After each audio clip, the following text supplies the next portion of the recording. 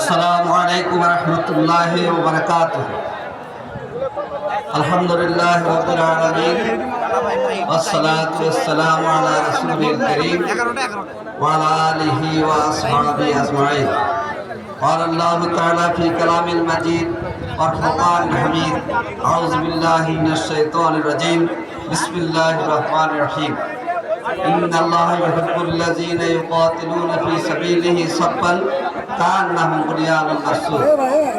আমাদের প্রিয় সংগঠন বাংলাদেশের 28 কোটি মানুষের প্রিয় কাফেলা বাংলাদেশ জামাত ইসলামী গাইবান্ধা জেলা কর্তৃক আয়োজিত আজকের এই বিশাল কর্মী সম্মেলনের জনাব সভাপতি গাইবান্ধা জেলার সংগ্রামী আমির সাবেক উপজেলা চেয়ারম্যান জনাব আব্দুল করিম সরকার, আজকের এই মহা সম্মেলনের প্রধান অতিথি বাংলাদেশ জামাত ইসলামের সংগ্রামী আমির, এই দেশের 18 কোটি মানুষের মুক্তির এবং কল্যাণের আন্দোলনের বীর যোদ্ধা, আমাদের অভিভাবক, বাংলাদেশের মানুষের সামনের মানবিক বাংলাদেশ গঠনের সিফাসালার সংগ্রামী জননেতা ডাক্তার শফিকুর রহমান, উপস্থিত জামাত ইসলামী কেন্দ্রীয় এবং মহানগরী জেলার নেতৃবৃন্দ,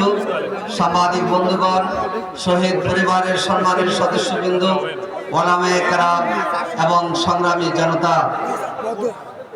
আজকে আমরা আল্লাহর শুকরিয়া আদায় করছি।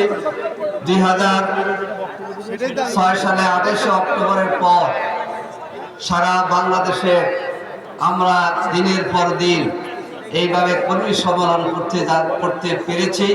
আজকের এই সম্মেলন গাইবান্ধার শুরু হয়েছে এবং সুন্দরভাবে শেষ হবে ইনশাআল্লাহ। 2006 সালে 28 অক্টোবর পল্টনে আমাদের 6 জনকে হত্যা করে সারা দেশে অসংখ্য মানুষকে হত্যা করে আওয়ামী ফ্যাসিবাদের জন্ম হয়েছিল।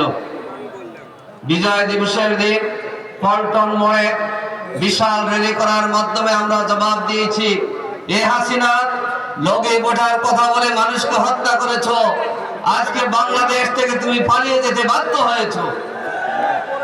যে প্রীতম হোটেলের সামনে শহীদ জসিমউদ্দিনকে হত্যা করে লাশের উপর নর্দন কীর্তন করেছিল, আমির জামাত সেদিন দেখেছেন এবং আমরা আল্লাহর শুকরিয়া আদায় করেছি।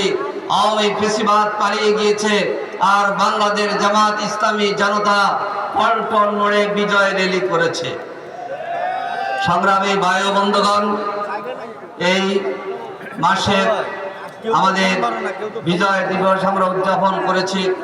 আজকের এই সম্মেলনে আমরা শ্রদ্ধা এবং সম্মানের সাথে স্মরণ করছি মহান মুক্তিযুদ্ধে এবং স্বাধীনতা অর্জনে যারা জীবন দিয়েছেন, শহীদ হয়েছেন, যুদ্ধাহত মুক্তিযোদ্ধা আছেন, আমরা সকলকে প্রতি শ্রদ্ধা নিবেদন করছি।